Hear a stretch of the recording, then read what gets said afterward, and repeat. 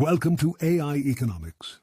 Today we will proceed to some more basic concepts in economics. I am going to tell you a story of two castaways that will assist us to define what is a trade-off, what is the production possibilities frontier.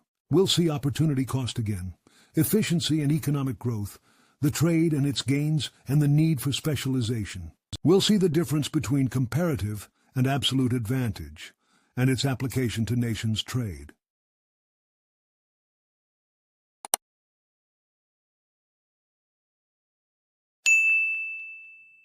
In the Pacific Ocean, there is a group of two small tropical islands. There is one lost survivor on each of these two islands. Each island has a jungle, plenty of tropical fruits and water springs to the inland, and is surrounded by sea full of seafood. Each survivor has primitive handmade tools for gathering fruits and fishing, such as long wooden sticks with sharpened edges. Also, each survivor has divided the duration of the day to 3 periods of approximately 8 hours. 8 hours for sleeping, 8 hours for gathering fruits and fishing, and 8 hours for other activities like taking care of the shelter, make fire, eat, seek water, signaling SOS, or trying to make a raft. We will focus on the 8 hours of gathering fruits and fishing, considering this period as working time for this primitive, simplified one-man economy. Each survivor at his working time faces a trade-off about the allocation of their effort between gathering fruits and fishing. In economics, a trade-off occurs when a decision must be made between two or more desirable but mutually exclusive options. The fruits that can be gathered during an hour is the outcome of giving up a fishing hour and its outcome.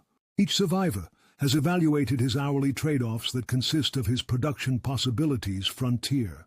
The production possibilities frontier is an imaginary line that shows the maximum possible combinations of fruits and seafood that a survivor can gather.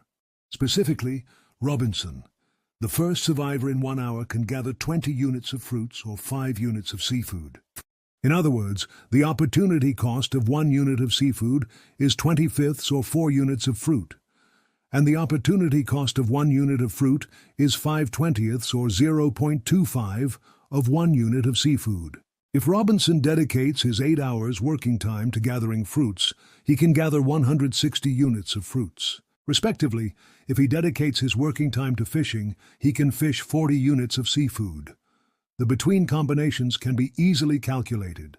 Robinson chooses a balanced combination of dedicating 4 hours to fruit gathering and 4 hours to fishing that produce 80 units of fruits and 20 units of seafood. This combination is a point on the imaginary line of production possibilities frontier that represents productive efficiency, where resources are being used in such a way that it's impossible to increase the production of one good without reducing the production of another good. Robinson can be satisfied with dedicating 3 hours to fruit gathering and 3 hours to fishing that produce 60 units of fruits and 15 units of seafood. This combination is feasible but also inefficient, meaning that Robinson missed the opportunity to produce more of both goods. Combinations with quantities beyond the maximum limit of the production possibilities frontier are not feasible. Robinson's production possibilities can expand through economic growth, where he can produce more fruit and seafood. There are 2 general sources of economic growth. One is an increase in the resources used for production. Robinson could find a net and a crate in the jungle, useful for gathering more fruit and seafood. The other source of economic growth is progress in technology, the technical means for production. Robinson could transform a piece of metal to a harpoon. He could also make a ladder. Robinson's production possibilities can also be decreased if he would lose resources or technology, especially due to natural disasters like a tsunami or a fire. On the other hand, Benjamin, the second survivor in 1 hour, can gather 2 units of fruits or 4 units of seafood. In other words, the opportunity cost of 1 unit of seafood is 2/4 or 0.5 units of fruit, and the opportunity cost of 1 unit of fruit is 4/2 or 2 units of seafood. If Benjamin dedicates his 8 hours working time to gathering fruits, he can gather 16 units of fruits. Respectively, if he dedicates his working time to fishing, he can fish 32 units of seafood. The between combinations can be easily calculated. Benjamin chooses dedicating 4 hours to fruit gathering and 4 hours to fishing that produce 8 units of fruits and 16 units of seafood. Robinson and Benjamin live 2 parallel and self-sufficient lives. After days of hard work, Robinson manages to make a raft. After rowing a small distance, Robinson reaches Benjamin's island. They get to know each other enthusiastically, and eventually they discuss their abilities to gather fruit and fishing. Benjamin admires the productivity of Robinson and his level of self-sufficiency. Robinson has a different approach based on opportunity cost and makes a suggestion. Benjamin, look, my output is 20 units of seafood and 80 units of fruit. Your output is 16 units of seafood and 8 units of fruit. We are self-sufficient and satisfied with these quantities, dedicating 4 hours for fruit gathering and 4 hours for fishing. I've noticed that the quantity of fruit you sacrifice to catch a unit of seafood is significantly smaller than mine. The opposite happens with my sacrifice of the quantity of seafood in order to gather 1 unit of fruit. I think you should dedicate your whole working time to fishing. I will dedicate most of my working time to fruit gathering, specifically 6 hours to fruit gathering and 2 hours to fishing. After all, with the same personal effort, I would gather 120 units of fruit, and together we would fish 42 units of seafood. These quantities will exceed our present quantities of satisfaction and self-sufficiency. My output can be 23 units of seafood and 96 units of fruit. Your output can be 19 units of seafood and 24 units of fruit. Benjamin agrees, and they move on to exchange quantities of their goods. In economic terms, Robinson's suggestion is the definition of trade. People who get involved in trade give up their self-sufficiency and exchange goods and services to improve their previous consumption. The additional consumption that exceeds the level of self-sufficiency are the gains of trade. Trade and the gains from it arise from specialization, meaning that someone engages in the task that his or her performance is better than the others. The overall performance is not determinant for trade. Robinson is more productive than Benjamin in both activities. Economically speaking, Robinson has an absolute advantage in both activities, but this doesn't mean he cannot benefit from trade. If someone has a lower opportunity cost in an activity than the others, he or she has a comparative advantage in this activity.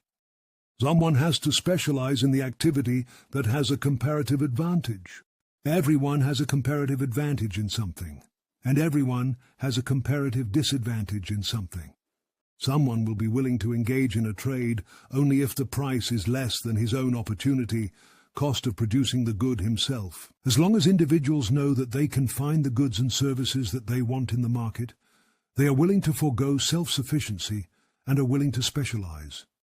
In the big picture, wealthy nations often have more advanced technologies and well-developed infrastructure and a highly skilled labor force. They are more efficient at producing capital-intensive goods that require high levels of investment in machinery, research and development.